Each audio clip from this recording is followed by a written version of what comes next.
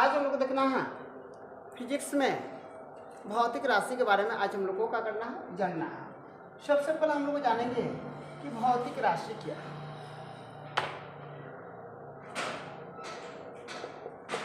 भौतिक राशि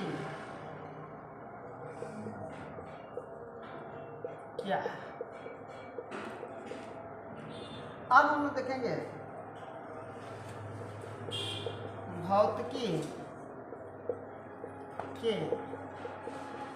नियमों में जिन पदों को व्यक्त किया जाता है उसे भौतिक राशि कहते हैं। अब आप लोग पूछिएगा सर भौतिक राशि में कौन कौन से पदार्थ आ सकते हैं, क्या क्या आ सकता है। आप लोग ध्यान रखिएगा, जैसे में लंबाई, समय, बल, वेग, ऊर्जा, द्रव्यमान, ये जितने भी हैं द्रव्यमान, ये जितने भी हैं किस में आ जाएंगे, आधे। ये किस में आ जाएंगे, ये सब हम लोग को भौतिक राशि में आ जाएंगे। ठीक है ना। भौतिकी के नियमों में जिन पदों को व्यक्त की जाती है उससे हम लोग क्या बोलते हैं, भौतिक राशि कहते हैं। जैसे में कोई पूछेगा तो हम लोग बता सकते हैं, द्रव्यमान बता सकते हैं, बल बता सकते हैं, वेग बता सकते हैं, लंबाई बता सकते हैं, समय बता सकते हैं। ये सब हम लोग क्या है, ये हम लोग की भौतिक राशियाँ हैं। ठीक है ना। चलिए अब ये चीज़ अगर आप लोग को हो गया तो इसको नोट कर लीजिए, फिर हम आगे चलते हैं। नोट कर लीजिए।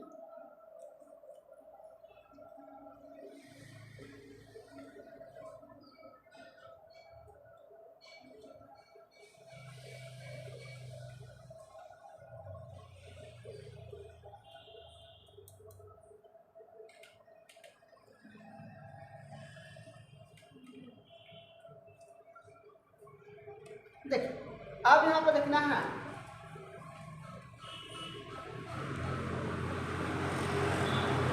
अब यहाँ पर थोड़ा सा ध्यान रखिएगा।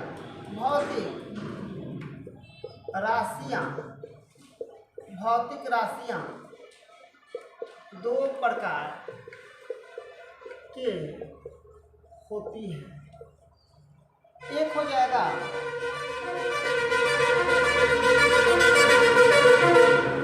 आधारी राशि, दूसरा का हो जाएगा व्युत्पन्न राशि। देख लीजिए क्या लिखा क्या है, एक हो गया आधारी राशि, दूसरा का हो गया व्युत्पन्न राशि। थोड़ा सा समझिएगा, यहीं पर हम दोनों को परिभाषित कर रहे हैं। वैसा राशि जो स्वतंत्र अवस्था में रहता है उसे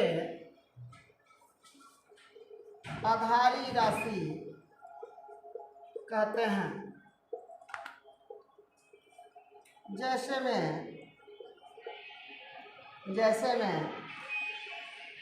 द्रव्यमान, समय, लंबाई, विद्युत धारा, ताप,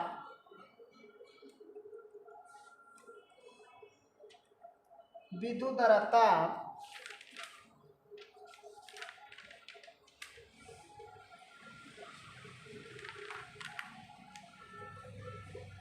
पदार्थ का परिमाप, एक हो जाएगा ज्योति तीव्रता आदि। आप लोग ये ध्यान रखिएगा, आधारी राशि मुख्य रूप से कितना होती है, 7। आधारी राशि मुख्य रूप से कितना होती है? 7 होती है। अब देखिए व्युत्पन्न राशि किसे कहते हैं पहले समझिए, उसके बाद लिख लीजिएगा। ये हम लोग क्या लिखे, भौतिक राशियाँ 2 प्रकार की होती हैं, ठीक है ना। एक आधारी राशि, दूसरा का कौन सा राशि? व्युत्पन्न राशि। आधारी राशि किसे कहते हैं? वैसा राशि जो स्वतंत्र अवस्था में रहता है उससे हम लोग क्या बोलते हैं? स्वतंत्र अवस्था में रहता है उससे हम लोग क्या बोलते हैं? उससे हम लोग क्या बोलते हैं? उससे हम लोग बोलते हैं आधारी राशि कहते हैं। आधारी राशि कहते हैं। आधारी राशि कहते हैं। ये कितना होता है? आधारी राशि की संख्या कितना होता है? 7। पहले का क्या हो जाएगा? द्रव्यमान, दूसरा का समय, तीसरा का लंबाई, चौथा का विद्युत धारा, तापमान, पदार्थ का परिमाण और ज्योति तीव्रता आदि होता है। यही 7 में होता है।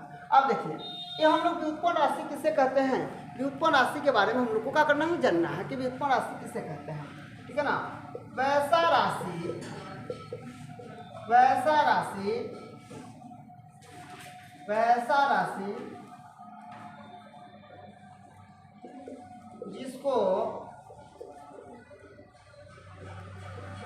आधारी राशि की सहायता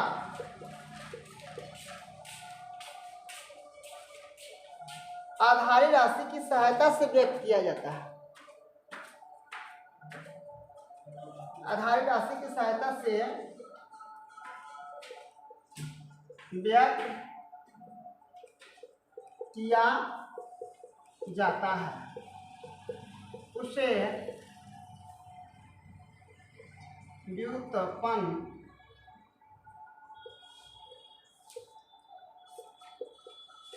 राशि कहते हैं। व्युत्पन्न राशि कहते हैं। अब आप लोग से पूछेगा जैसे में ये तो मान के चलिए 7 होता है, लेकिन इसकी व्युत्पन्न राशि जो होता है इसकी क्या होता है? राशियाँ निश्चित नहीं होती है। इसकी राशियाँ निश्चित क्या होती है? नहीं होती है। अब आपसे कोई पूछेगा कि बताइए कौन कौन सा हो जाएगा, तो आप लोग बता सकते हैं। जैसे में क्षेत्रफल, आयतन, बल, कार्य, ऊर्जा आदि। अब हम लोग का भौतिक राशि कितना हो गया? आधारी राशि। इसको भौतिक राशि को हम लोग 2 प्रकार कौन कौन सा हो गया? एक आधारी राशि, दूसरा का हो जाएगा व्युत्पन्न राशि। एक हो जाएगा आधारी, दूसरा का कौन सा राशि हो जाएगा? व्युत्पन्न राशि। चलिए इसको नोट कर लीजिए आप।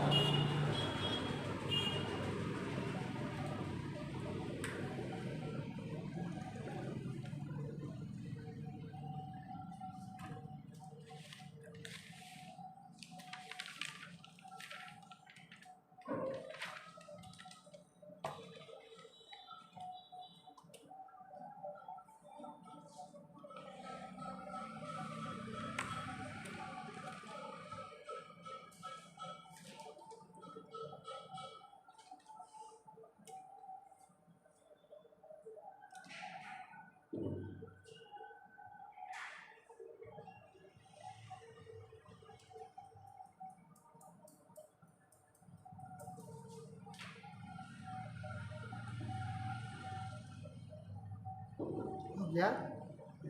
हो गया?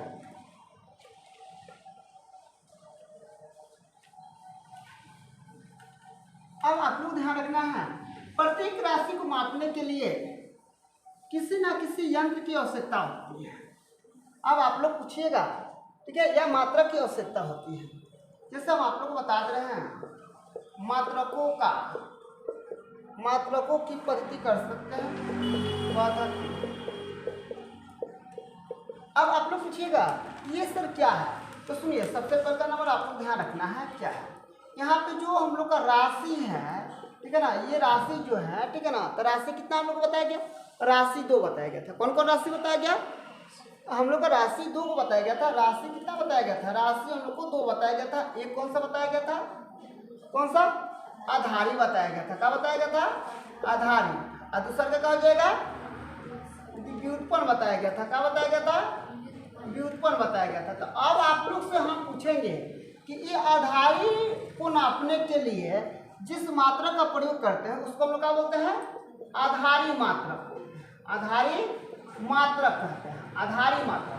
अब व्युत्पन्न राशि को मापने के लिए कौन सा मात्रक का? व्युत्पन्न मात्रक का हम लोग प्रयोग करते हैं। अब आप लोग पूछिएगा कि सर ये क्या है, ये कैसे आ गया, हम लोग को समझ में नहीं आता। याद रखिएगा, ध्यान रखिएगा, आधारी राशि को मापने के लिए आधारी मात्रक की आवश्यकता होती है और व्युत्पन्न राशि को मापने के लिए व्युत्पन्न मात्रक की आवश्यकता होती है। ठीक है ना? अगर हम लोग आधारी जो मात्रक है, सॉरी आधारी राशि जो है, उसको नापने के लिए किसकी आवश्यकता पड़ेगी? उसको नापने के लिए किसकी आवश्यकता पड़ेगी? किसका? आधारी, हाँ, आधारी मात्रक का। और जो व्युत्पन्न है उसको मापने के लिए किसका? व्युत्पन्न मात्रक का। तो अब आप लोग बोलिएगा सर कि आखिर आधारी मात्रक क्या है? आधारी मात्रक क्या है? यहाँ पे एक और भी आपका हो जाता है, व्युत्पन्न मात्रक क्या है? चलिए, वैसा मात्रक जो स्वतंत्र होता है या किसी का सहायता नहीं लेता है, उसे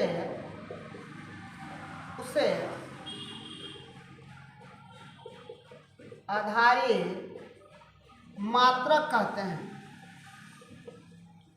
क्या बोलते हैं हम लोग उसको? आधारी मात्रक बोलते हैं।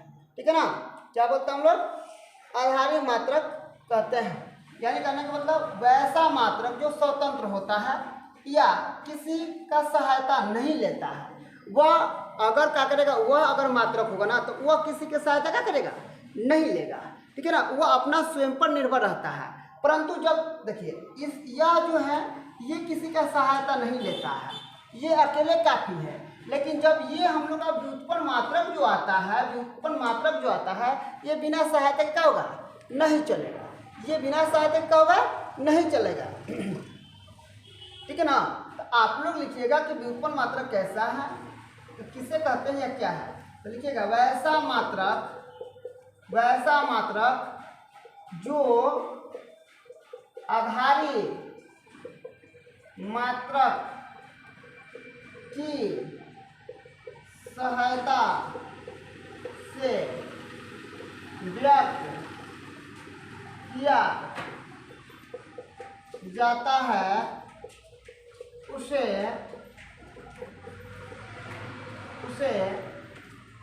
व्युत्पन्न मात्रक कहते हैं।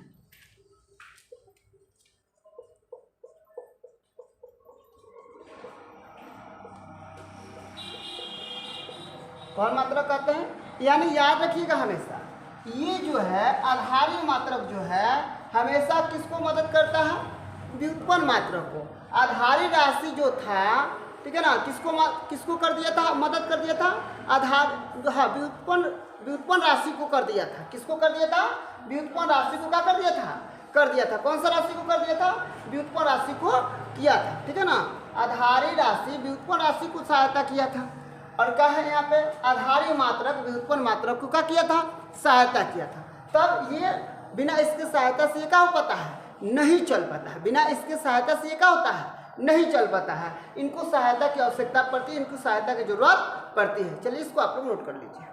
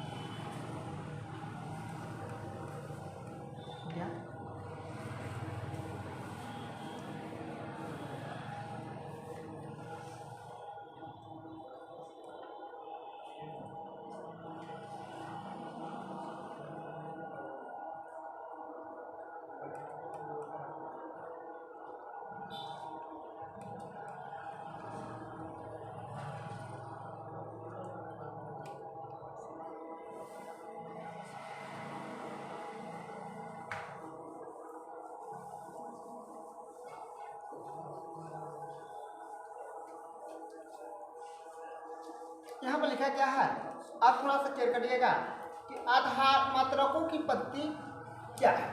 यहाँ पर लिखिएगा मात्रकों की पद्धतियाँ क्या है, थोड़ा सा समझिएगा, ये कोई खास नहीं है, ठीक है ना। अब याद रखिएगा आधारी मात्रक और व्युत्पन्न मात्रक को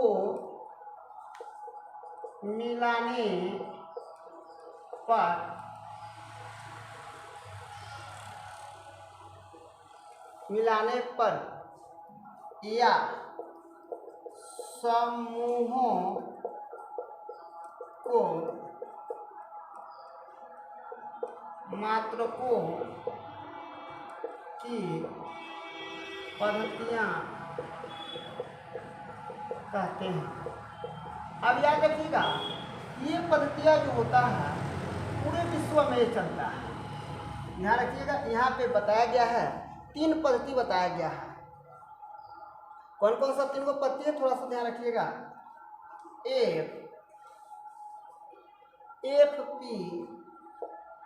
FPS, दूसरा का हो जाएगा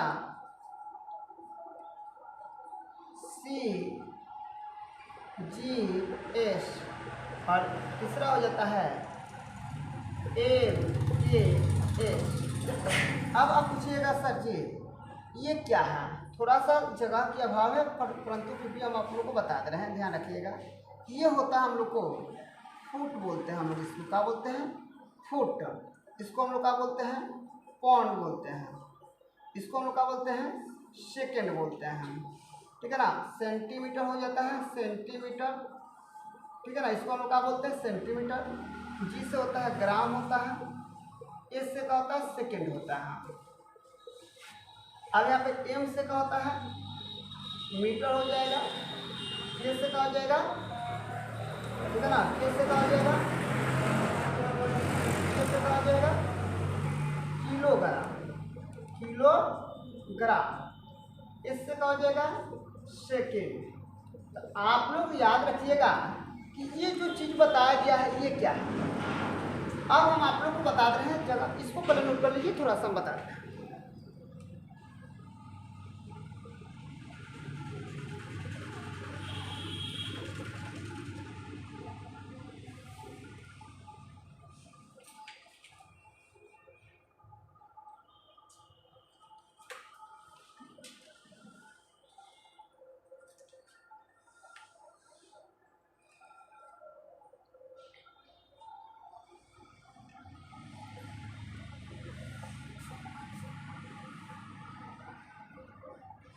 हो गया, लिखा गया, नोट हो गया।